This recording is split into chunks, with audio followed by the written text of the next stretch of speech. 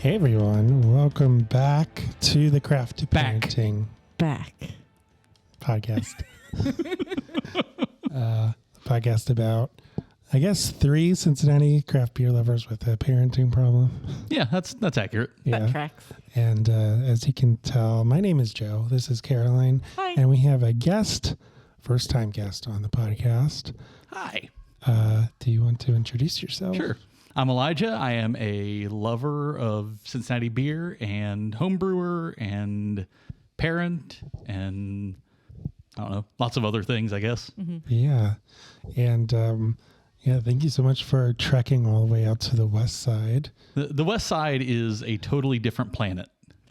It is a strange world if one is not used to it. Yeah, you texted, you messaged us, and you said, "Yeah, the map says 45 minutes." Yeah.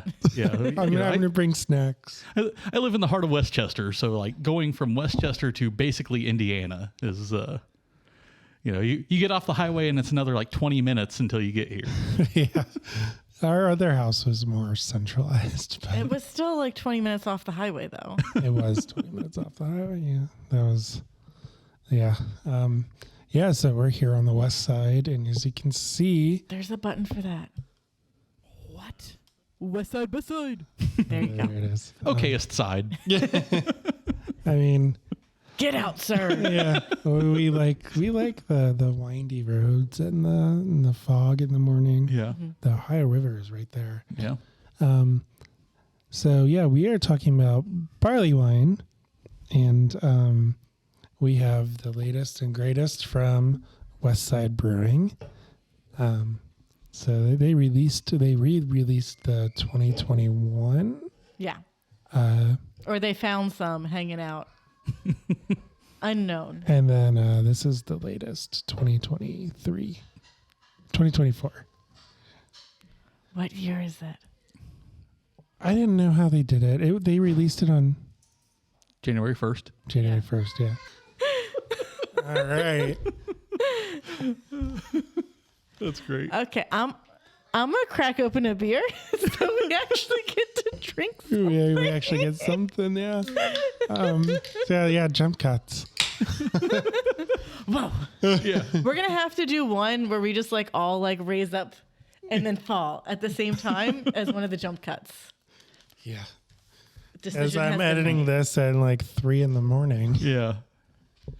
I mean, it's good to have a dinosaur in the video, I think. Well, we'll see what editing Joe does. But I was going to say that we're by the Ohio River, but we're also by a bunch of train tracks. Mm-hmm. And luckily... Please don't hurt us. Yeah, don't. We heard because you have a curly mustache or something. You like to tie people to train tracks. I did it once. You do something once and you get a reputation. You only get a reputation. There's photo evidence of it. Yeah. Yeah, but it's my profile picture or Facebook background picture or whatever. It's For the cover art for this podcast, can I take that picture Absolutely. and crop her head onto it? yes, you may. I don't know. Are you're not the one tied? It's your No, little- yeah, Yeah. I tied Michelle to the So that'll work perfectly. yeah, that was our engagement photo shoot. Yeah. Yeah, I'll We crop just went downtown during SantaCon not knowing that it was SantaCon. the jump cut. And we're back. Okay, so Okay, this back. is Barleywine from beer West Side number Brewing. 1. Yes. It's Barleywine styled ale from January 1st, 2021. I'm going to go fast so I can get through this. It is 11% ABV and has 61 IBUs, which are made up and don't matter. The description on the back. Brewed once a year in December for a release the following January 1st, our Barleywine style ale is a beer to drink fresh or age. Intense with a subtle date-like fruitiness that goes perfectly with a big layered malty body. Classic American hops add from firm bitterness and a bit of dryness to the finish to help balance the malt. yeah. So somehow So this is the aged one. Barleywine returned. Well, I think they do it every year. So He they got the release. Star Wars joke. Yeah. It was Somehow Palpatine returned. Oh yeah, So dumbest plot line ever. I don't remember if they said or how they said they released 2021 and 2024 this year, whether it's they found a bunch that they had forgotten about or they did in fact hold back a bunch on purpose. I thought they Held back a bunch because of COVID. maybe I'm making it up, but I'm pretty sure that they do it every year. So you They do it every year. Do.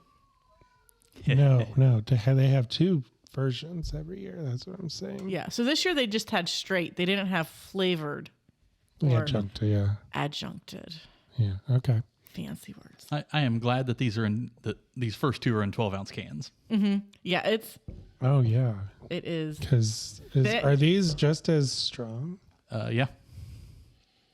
11%. Yeah, I mean, the adjuncts don't add that much. It's when you start doing like They what add 450 more, North if anything. did, where Typically. yeah. So like when you do what 450 North did, where you add stuff after fermentation, that's what really affects your ABV. Yeah. That's And you why can they get have lots of trouble. re-fermentation in the can and exploding cans. And, Yeah. So Elijah, you homebrew.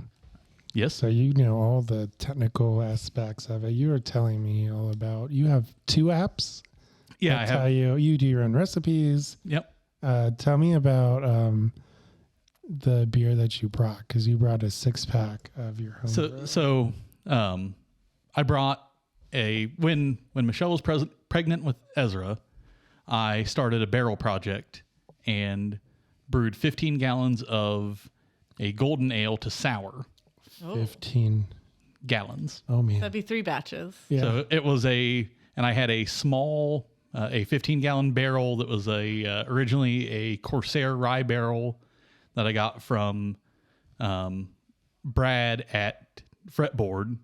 Okay. And so I took that. I added the base beer to sour, and I added bottle dregs from some different Urban Artifact beers and from some different Lambic beers from Belgium. And that is effectively the house culture of my sour barrel.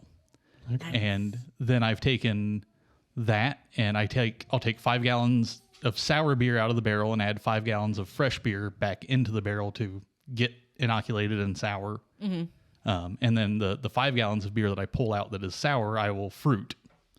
So I gave you two bottles of a Tayberry sour. I got the Tayberries from Bread at Urban Artifact. Okay. And then I have a bottle of sour cherry sour ale. And then I gave you a bottle of my Belgian quad that I made, which has I think that ended up with about a 10% ABV on it. Okay. Oh, nice. And my Missing Link Saison that I brewed last year. I'm excited for that one. Yeah. It's nice and fruity and good. The Belgian characters are coming out of that. And so I think that's right around 6%. And then I gave you my Doppelbock. That's a Missing Link Doppelbock that I brewed last year. Okay. So the Doppelbock's about a year old now. I'm very, very excited for that. Yeah. And it is a 12% Doppelbock. Dibs. This all sounds amazing. So when did you start home brewing? So I've been brewing 5 or 6 years now. Okay. I started doing extract brewing, and from there, I only did a couple of batches of extract, and I realized that I really enjoyed it. So I made the jump to all grain brewing pretty quickly. Is the extract, is that... That's what we do. That's the kit. Yeah, that's like you get the liquid malt syrup and you add water to it and dilute it down. And Okay. sometimes you'll have specialty grains to steep in the wort that you're boiling. And Yeah. Yeah, that's what we do when we do it. yeah, We haven't done 2+ it since... years ago. Yeah, we haven't done it since Elliot was born. yeah. And I also gave you a bottle of my semi-dry lime cider that I made. So you have... I guess you have a cellar, but it seems like you do it very often because you just listed off multiple styles. That was 6 different styles that he gave us. Yeah. 7 different bottles. Yeah. But yeah, we haven't even brewed that much. Like we probably brewed. I think we brewed 7 or 8 different things. Okay. But I don't know if the first one counts. it was beer. Yeah. It was. Yeah. How did we? It was not murderous. That was all you and Matt. I was not involved with that at all. No. So we have what's called craft to brew. Mm-hmm. Yeah. It was like I guess like one of those Kickstarter things, and they grew from there. It's a very nice system. It's like all in one, and then you can harvest your yeast. So there's no carboy. It's a conical fermenter with a so you can so there's a mason jar at the bottom, and you can dump the sediment. Yeah. And then if you want, you can harvest the yeast if you want.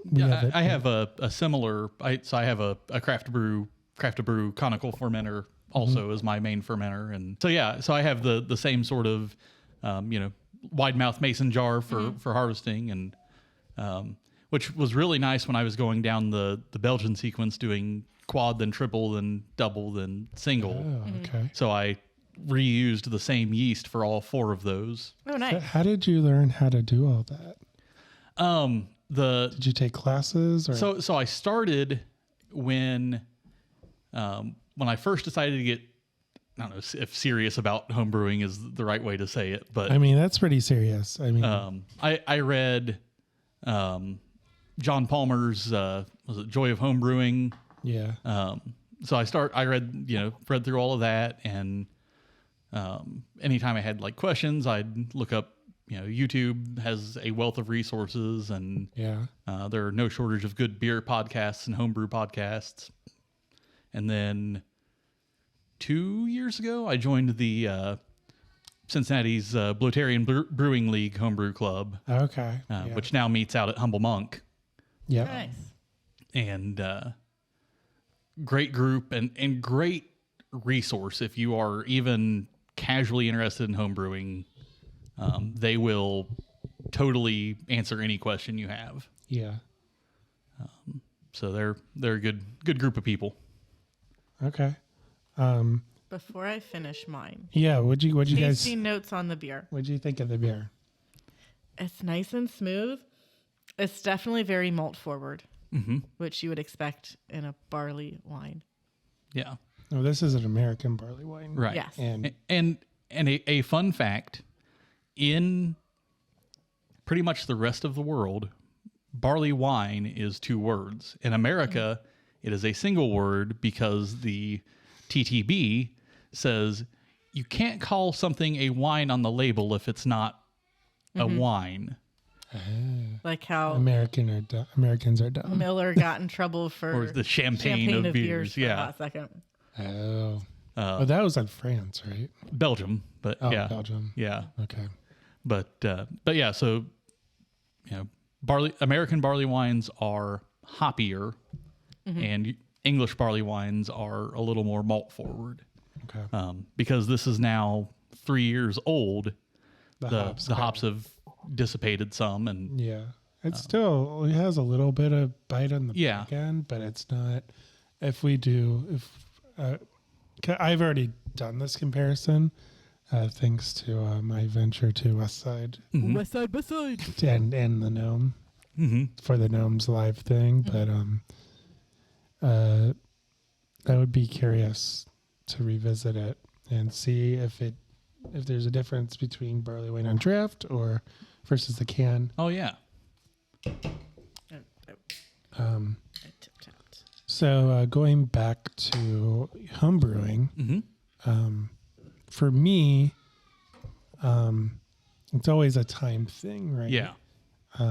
Brewing a beer, it takes about a month to ferment, and then probably a couple weeks, 2 weeks after that for it to bottle ferment. Is that what you keg yours? I during the pandemic I started kegging. Okay. About August of whatever year that was, 2020, 2021, 2020, I guess. I got a kegerator on Facebook Marketplace and began. Is that a fridge or is that a cooler? So it's a mini fridge. Okay, mini fridge. And it's got enough space to hold 4 5-gallon kegs in it. Are those the Coke ones? Yeah. Okay. So I started doing that because I got tired of bottling. Yeah, I mean, we do the work when we bottle. Like, I don't buy empty bottles. We have to make the empty bottle. Right. That's ridiculous. And then we have to, of course, peel the labels. I guess you don't have to, but Right. If you want to make sure that everything's clean, you do. yeah. Okay. So this I just poured is another West Side Brewing Barleywine style ale from January 1st, 2024. It is also 11% ABV and has 67 IBUs. Oh, 7 more made up units. Yes. So brewed once a year in December. This is the same exact description. So I think we're good on the description front. Okay, another jump cut. Oh man, how'd we end up here? 2024 barley wine. I feel like it looks a little bit more clear. It's definitely a lot lighter. Which I think was the hypothesis back in the peanut gallery. That it was the older one because more stuff had fallen out. I don't The remember. darker one was... The hops are definitely more prevalent here. Oh, wait, we all weren't supposed to take a drink at the same time. Nah. Oh, yeah. It doesn't- Yeah, this is kind of... reminds me of an IPA because it is that... You get that hot bite. Yeah, but it's more malty than an IPA. Kind of reminds me of 13 Below's IPA. A little Oh, bit. yeah, the not quite probably an IPA. It was really but dark. Like For it this was- side of it town, was- it's an IPA. It was this dark. Yeah. But Or what about West Side's Tippa? Maybe that a little one's bit. more sticky. I think so. It's more, it's a little more juicy. Yeah. It's very smooth. This is good though. Yeah. It is Yeah. smooth, and I would drink it. I mean, you're currently drinking I it, am so there drinking is it, that. No, I mean like I haven't had a barley wine before. I was kind of afraid of them because they're high ABV, more expensive, and I'm like, I don't know what that is. It's beer. Yeah. I'm very deliberate in my beer purchases, though. Yes, you are. I'm These- more these like, hey, days. what sounds good? Yeah. I mean, if I'm in the tap room, I'm more open, but when I bring home, I'm more deliberate. But I was going to say, back to home brewing, Elijah. For me,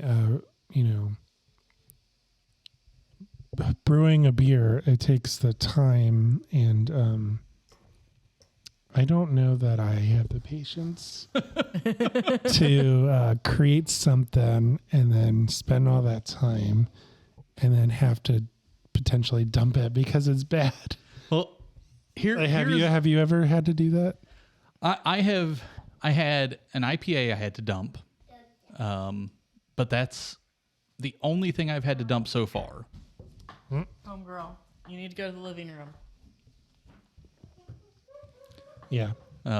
So it was, I think I had it dry hopped a little too heavily, and so it was just too bitter. Okay. But other than that, that's all I've dumped. Generally, if you keep your sanitation, if you do a good job sanitizing, Yeah. you don't typically dump beers. That was the other thing too. At the old house, it was a quad, I guess. But the kitchen, so the main floor was our main room or whatever, and we have 2 dogs, as you know. They shed quite a bit, so dog hair is, I guess, a contaminant. One might say it is. Yeah, you don't want those proteins necessarily in your beer. Yeah. So I would just spend hours cleaning that first floor because I didn't want dog hair or anything else Yeah. in the kitchen. So here's the other thing. Hot side, it really doesn't matter what goes in. Yeah. Mm-hmm. It's after it gets cool and in the fermenter that you start to worry. And when we bottle. Yeah. This is fun. Yeah. I love kids running around and stuff. This is the parenting problem, right? This is the parenting, but we haven't been this daring in the parenting problem though. Yeah. But as you can see, Caroline has stepped out, so we can still talk about home brewing. Yeah. So you said about 5 years, maybe? Yeah. 5 or 6, and I've done. I'm trying to think of. I can't even think of how many batches I've done. I'm probably in the 40-ish number of batches. Yeah. That's a lot of batches. That's about maybe not that many, but it's. I brewed prolifically during the pandemic because I had a surplus of time. And if you keg it, that's a little different than bottling. Yeah. So, and the good thing about kegging is if you do it right, it only takes 3 days to carbonate. Right. A few days. You can get it in under 24 hours to carbonate. Mm. You just have to set your pressure high and then back it off at the after a certain amount of time. Yeah, before Lily was born, we got a hold of 2 kegs. Mm-hmm. The Coke, I don't know if they're a Coke or Pepsi. Yeah, the corny kegs. Yeah, we still have them. We got them from a friend's brother who used to do it. Mm-hmm. And so we tried it. The goal was to brew a blueberry heffa. Oh yeah, and like a raspberry heffa, Mm-hmm. so blue and pink. Sure. And then whoever would kick the keg, that's what the sex would be. Because we didn't know if Lily was a boy or a girl, and she was born in September, so this was like a summer, August. This was for my the diaper party. Right. The girls have the baby showers, the guys have the diaper party. Mm-hmm. And of course, I had women at my diaper party, but it's whatever. Yeah. No one drank the beer. Nope. Because most of our friends don't. Oh. And the ones that do were like, well, I can hang out for an hour and then I have to go somewhere else. Right. Yeah, so we didn't do the blueberry. We only did the raspberry. Mm-hmm. So we weren't that. And I think we did the base. Did we do 2 or No. We just did 1. Yeah. Okay. So we just did the raspberry. Mm-hmm. And we ended up having a girl. Yep. Well, there you go. I mean, but we had a lot of issues keeping the. we needed to get new seal. seals for everything. Oh yeah. Probably still do because We do. We haven't never done replaced it. We never done it. We haven't. Had I known, I could have brought you some seals. I have extra. Yeah. And we've got a leak somewhere in all the lines Yeah. that we didn't find. Yeah, we drilled holes in the refrigerator. Mm-hmm. Yep. The garage fridge back at we left it. Well, we didn't leave that one. We had a different one. So that one died. No. Oh, we gave it away. So we recycled it. We gave it to a junker. It still worked, but we were afraid of it because it had started to think about going on the fritz. Yeah. So when a new garage fridge presented itself, we took it. Yeah. Yeah, that was that came with the house when we Yep. when we bought the old house. I did not know that KitchenAid made fridges, but they did. Yeah, so that became our garage fridge. And we drilled this was like the week before. I got a hole saw. The week before the diaper party, we're like, okay, this thing is ready. It's ready. We're ready to keg it. And the internet says it takes 3 days. So on Wednesday, we tried to drill holes in the refrigerator. That went okay. Mm-hmm. We had tap handles. Yeah. And I had everything hooked up wrong. Like I had everything hooked up the right way, but the wrong way to carbonate. I figured that out the next day. So then I read it and I was like, okay, this sounds a lot better. Went through this should be good. 2 or 3 things of Nope. Stop. Yeah. Okay, so next time we need to do this in the summer, so we can either lock the kids outside or we can lock us outside. Yeah. And you need to finish your beer, because we're gonna get to the point where we're gonna split one without you. Okay. Well, we are now gonna open up West Side Brewing's date aged barley wine, ale aged with dates. It is also 11% ABV and 67 IBUs. This was canned on 12/21/22. So this is from last year. The description for this one was, we took our barley wine with its malt notes of dates and stone fruits and added actual dates to it. They reinforced the sweet notes of caramel and toffee before giving way to the citrus and pine bitterness of Cascade, Centennial, Chinook, and Nougat hops. Or is it Nugget? Nugget. Okay. remember the time I went to Kroger and I came back with date Nutri-Grain bars or something? Yeah, you were insane. I think I ended up throwing those out because, like, I knew that I didn't like dates and I tried to eat one and almost barfed. Oh, no. And so I said that you had to eat all of them and you maybe ate 3 of them. I got a sample at Kroger and it tasted good. I didn't know what a date was. Dates taste good in very small quantities. Yeah. Oh, man. That's what I think of when I think of dates, though. I don't know what is it technically like a raisin or in that family? Yeah, it's a dried, pitted fruit, or yeah. They're what I'm trying to think of. They're typically dried. It's Mediterranean. Yeah. I had one at the mega church that's not much of a mega church at White Oak at Blue Rock and Cheviot. They had some live nativity thing, and at some point they were like handing out samples of dates. And I was like, oh, I like most things. Alrighty. It smells very sweet. It does. And like, I like the sweetness of a date. I just don't want to actually eat a physical date. So this is definitely on the sweet side. Back, yep. Definitely it is. On the sweet side. It's still very smooth. I don't really get a lot of hops, but give me a second. No, it's very malt forward and very sweet. Mm-hmm. This kind of actually tastes a little bit like wine. Like I kind of get that grape.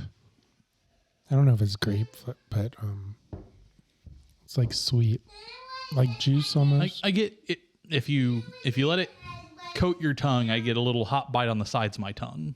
Yeah, but not a lot. Oh, there's some floaties in it. In mine, at least. You got the bottom of the can. Oh, there's some floaties in mine too. Yep. Yeah. So all these were in a barrel, or yes, they're all 8, but they don't say what barrels they were in. Probably just like a neutral oak of some sort. Yeah. So they don't take the flavor of the barrel necessarily, do they? It'll pick up the barrel. The barrel, so it adds some oxidation, which you want in a barley wine. Okay. And you don't want in every beer. There's plenty of beer styles that oxidation is a very bad characteristic. But so it imparts oxygen to it. It imparts, if it's a toasty barrel, it'll impart some of that char. Mm-hmm. And usually you get some vanilla notes from the barrel because the wood naturally has some vanillin in it. Yeah. Mm-hmm. Yeah, I don't taste any of that, but that's probably why it has, the chunks or whatever. It's the yeast left. Yeah, yeast, and that's drinkable. I mean, it's not going to hurt you. I wonder if all the different yeasts are going on dates. Maybe. Oh. Maybe.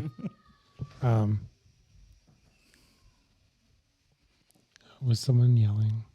They're fine. Okay. I will let you know if they are yells to be worried about. My fine fine-tuned mom ears will. Yeah. All right. So we kind of talked about home brewing. You entered competitions. How many competitions have you entered? So the first competition I ever entered was my second or third ever all grain batch. Was a big breakfast stout. Mm-hmm. And I sent it in to Great American Beer Fest for their to Homebrew Con for their competition. And I mailed it off. I mailed 4 bottles of it. I only had 8 bottles left. And then COVID happened. Oh, yeah. And every single bottle that was submitted to the competition that year got turned into hand sanitizer. And I was so sad. Wait, they literally turned it into hand sanitizer? Yeah. Yep. Or that's what they claimed anyway. But you can do it. Yeah. Wait a sec. So they could have still judged it. Well, the competition didn't happen. Because you got to have 8 people in the same room drinking the same things. Right. You can do the little cups and stuff, but that was when you couldn't be in the same room with more than 2 people. It was the beginning of COVID where everything was, shut down. All the tap rooms and everywhere were closed. The Homebrew Con got canceled. Yeah. And it was a bummer. So you lost your beer. yeah. So I that's so. I mean, it's not like they could have sent it back. Right, but yeah, it was. Someone could have drank it. Yeah. So that was my first competition entry, and I was very sad about that. Oh man. And then the past 2 years, Missing Link Fest, they've always done a Missing Link homebrew competition. Mm-hmm. Yeah. And so I've entered things into that. The first year I entered a Belgian single with Missing Link yeast. Yeah. And I was happy with it, but the scores on it was just fine. Mm-hmm. And then I had this past year Missing Link Fest, I entered a Doppelbock, a Saison, and a Koji beer, which is a sake beer hybrid. And yeah, you were telling me about that. Yeah. I'm interested. And then the Koji beer I was very pleased with that. I'll have to make another one of those down the line somewhere. Mm-hmm. And then every year the Bloatarians do what they call Beer and Sweat in August, which is a kegged homebrew competition. Mm-hmm. Oh. And so I've heard of this. Is that up north? So they had the past 2 years. It's been in Hamilton. Okay. That's technically up north. Yeah. I was thinking Oxford, but Hamilton works as well. Yeah. I mean, kind of same neck of the woods. Mm-hmm.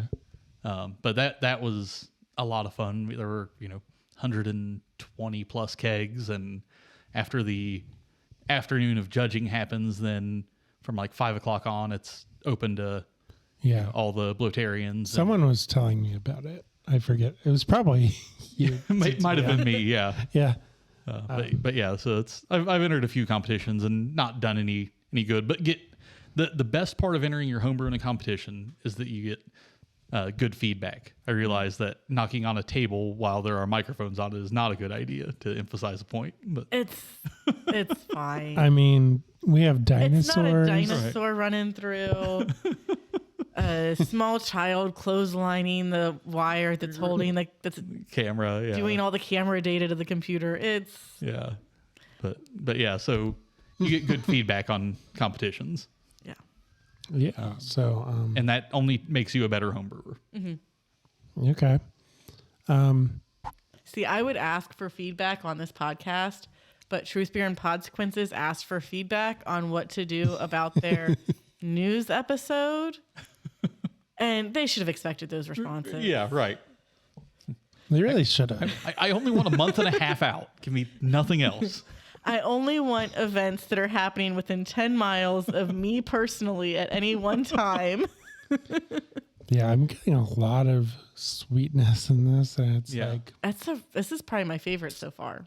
But I don't. You really like sweet, though. I do, and they're probably all going to be my favorite. So. I think the 2021 is my favorite so far. It's definitely this. I mean, they're all smooth, but as far as hop level, that's the least. This is the most. This is just sweet, and it's like I almost need a glass of water. It's raisiny sweet. Hey, it's almost like somebody offered to get you water before the podcast started. Yeah, you did. Nobody ever offered us any water whatsoever. No, those damn Ludwigs. They don't offer anything. They're awful hosts. But I don't even know what I was saying. I had a question, but go. Say something.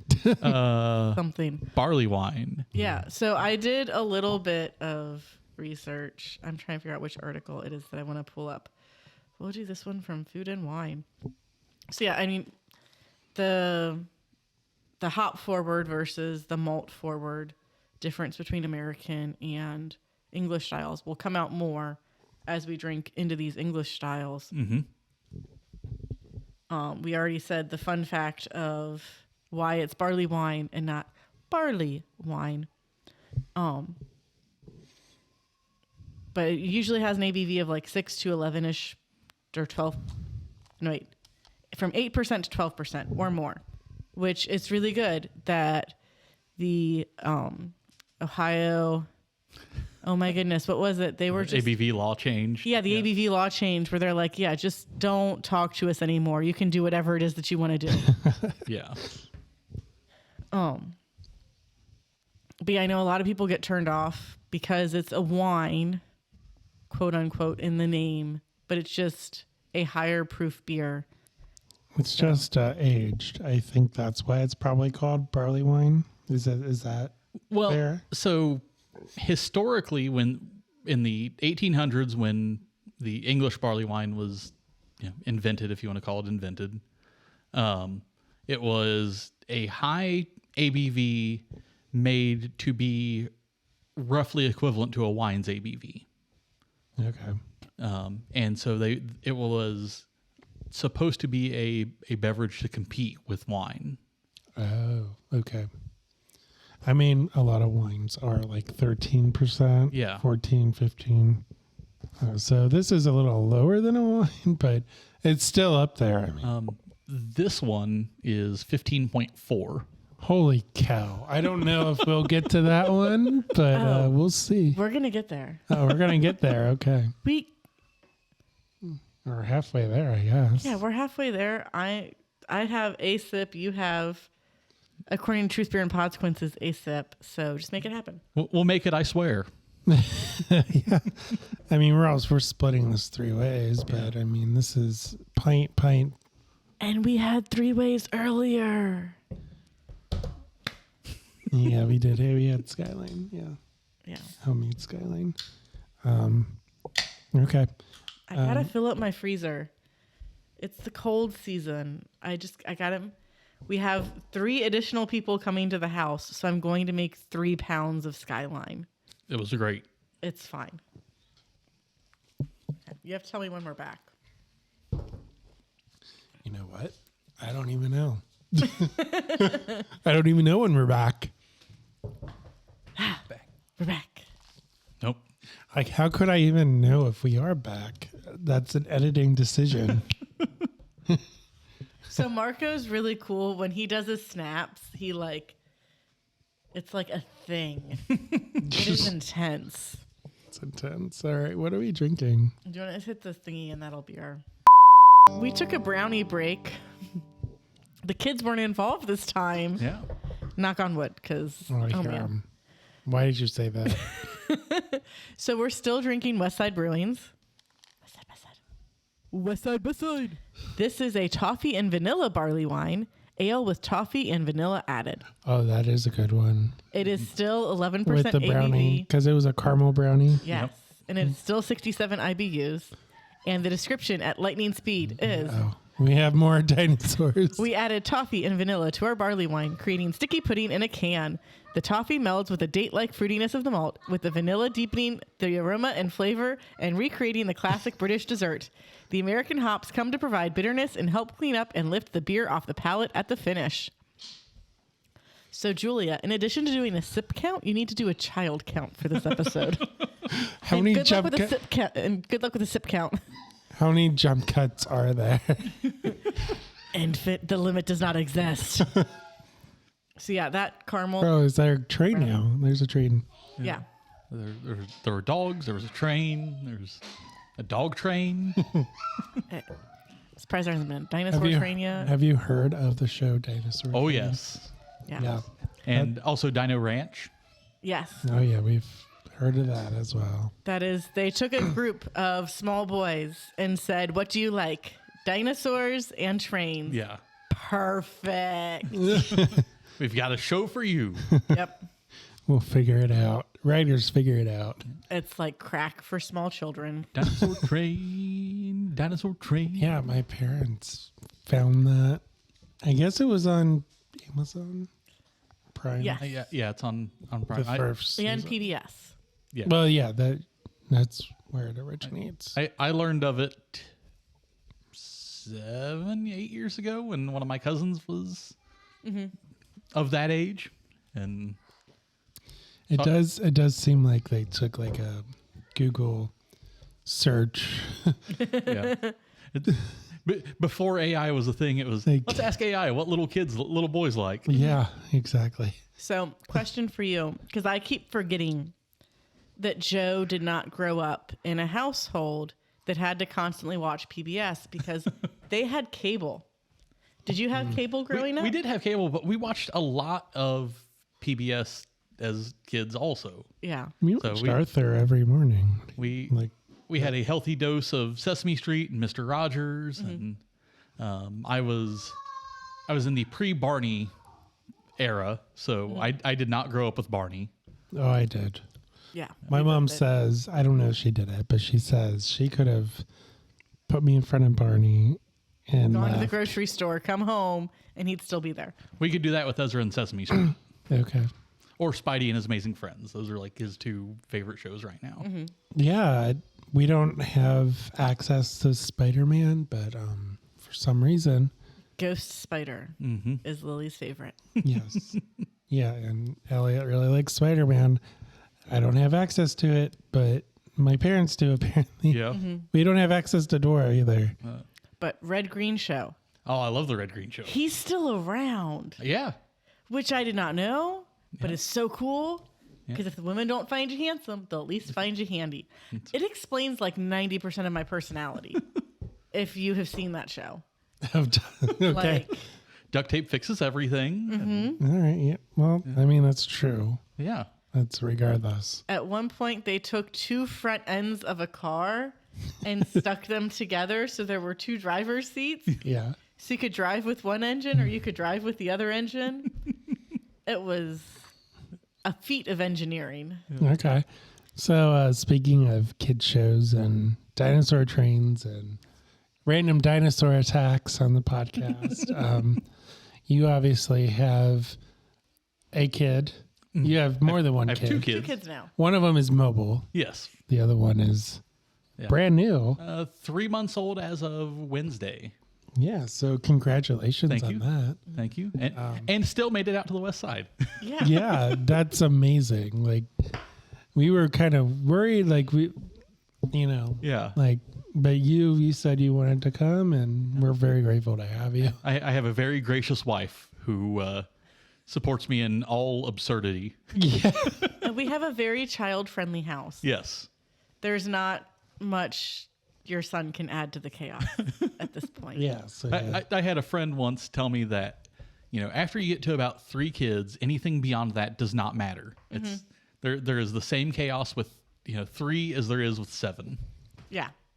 well, I don't know that we'll have 7, but No, thank you. the people who owned this house, they had 7 kids. There were We 7 children in the house, some kind of split between cousins. is our current understanding of the situation. Yeah. My home growing up was my grandfather, my parents, my dad's 2 younger brothers, my brother and I. So there were 7 of us in a 3-bedroom house. Mm-hmm. Okay. And that was my dad's youngest brother was only 4 years older than me. So That's crazy. But I know that happens, but it's still crazy. yeah. Yeah. Yeah. It was, so, I was a freshman in high school. He was a senior. And it's like, people are like, do you call him Monkey Josh? No, I don't call him Uncle anything. I just call him by his name. So yeah, that's crazy. Yeah, there was okay, so crazy. I used to watch TLC when we finally did get cable. Mm-hmm. And there was a show called A Baby Story. And there's this little 4-year-old who's helping paint this nursery. And he's like, I'm so excited to be painting my uncle's bedroom. And I'm like, this is not the order in which these things are supposed to happen. But I'm glad you all are very supportive of each other. Everybody needs their village. One of these things just doesn't belong here. Yeah. I guess so. So how has that transition gone? Ezra your son is Ezra is 3. 3. And Ben, like I said, is 3 months. Ben was born 3 weeks early, 5 days before Ezra's birthday. Oh, man. So almost on his birthday. yeah, we have a lot. We have a lot of October birthdays in the family. Okay. Michelle is I know also an what October you guys birthday. like to do in February. Yep. But yeah, so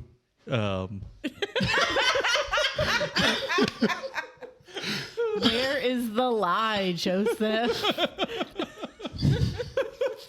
Leave it to the imagination. Aggressive flags. you're right. Suddenly, Craft Parenting Podcast gets the little E for explicit in its branding. Dude, the memes that were being... it was a good thing we didn't have video.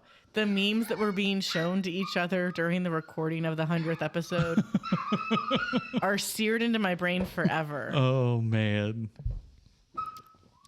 Don't look up Thomas. Yeah, right.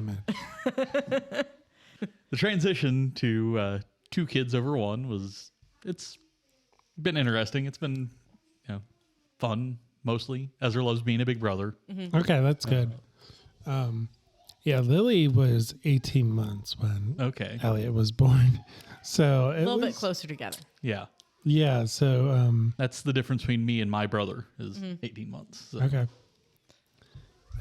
So I didn't know if there was a different experience from... She didn't really comprehend it very well. Yeah. I don't think, because she was so young. Right. Yeah. Like a 3-year-old can comprehend that Yeah.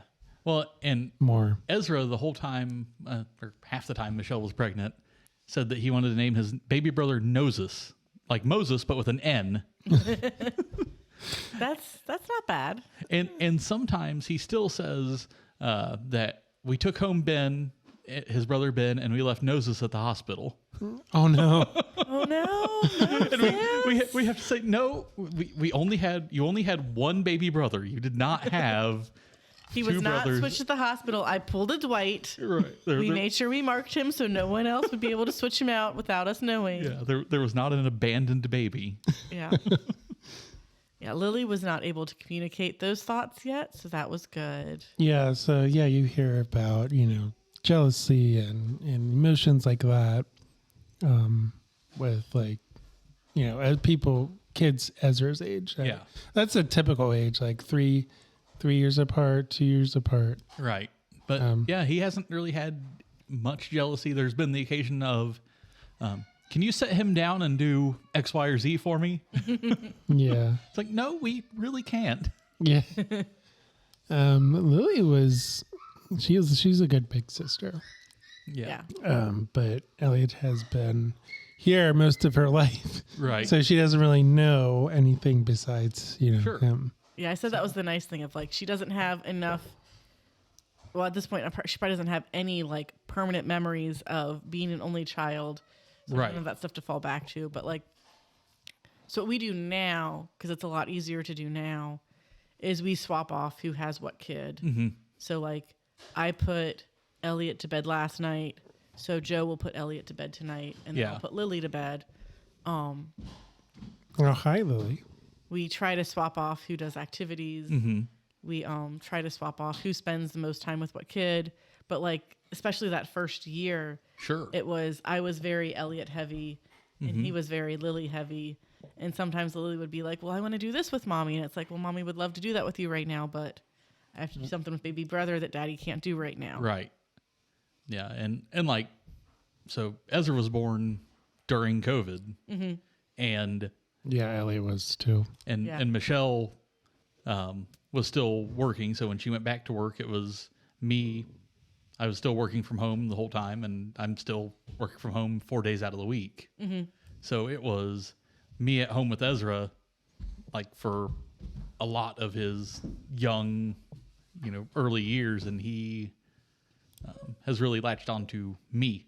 Yeah. So he prefers me to put him to bed and things like that. Okay. Elliot switches up who his favorite parent is. Lately, it's been me. Yeah. Some days he's screaming that he wants daddy to put him to bed. Some days he's screaming that he wants mommy to put him to bed.